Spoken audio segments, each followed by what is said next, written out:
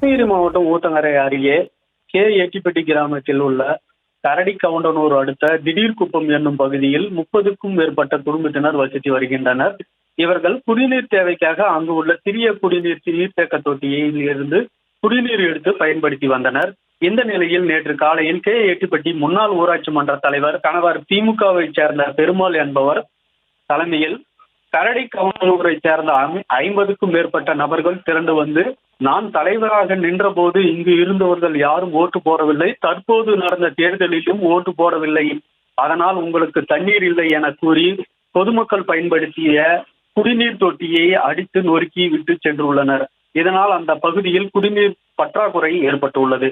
மேலும் மேற்படி குடிநீர் தொட்டியில் இருந்து கரடி கவுண்டனூரை சேர்ந்தவர்கள் மட்டும்தான் தண்ணீரை எடுக்க வேண்டும், மற்றவர்கள் யாரும் தண்ணீர் எடுக்கக்கூடாது என்று மிரட்டி எட்டி சென்றுள்ளனர். மேல்நிலை நீர்த்தேக்க தொட்டியில் இருந்து சட்டத்திற்கு புறம்பாக முன்னாள் ஊராட்சி மன்ற தலைவர் பெருமாள் வீட்டிற்கு 2 இன்ச்சு பைப்பில் வீட்டிற்கு தொட்டிற்கு தண்ணீர் எடுத்துக் கொண்டு உள்ளார்.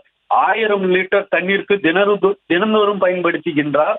திமுகவினர் தாக்குதலில் ஈடுபட்ட வீடியோக்கள் தற்போது சமூக வலைதளங்களில் வைரலாகி வருகின்றன. மேற்படி குடிநீர் குழாயை சேதப்படுத்திய நபர்கள் மீது தாமல்பட்டி காவல் நிலையத்தில் புகார் அளிக்கப்பட்டுள்ளது.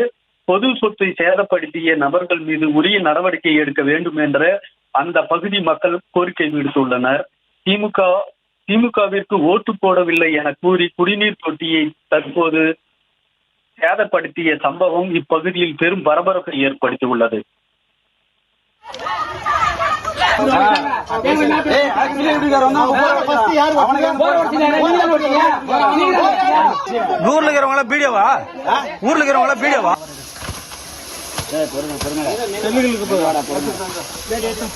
விவரங்களுக்கு நன்றி ஜெகநாதன்.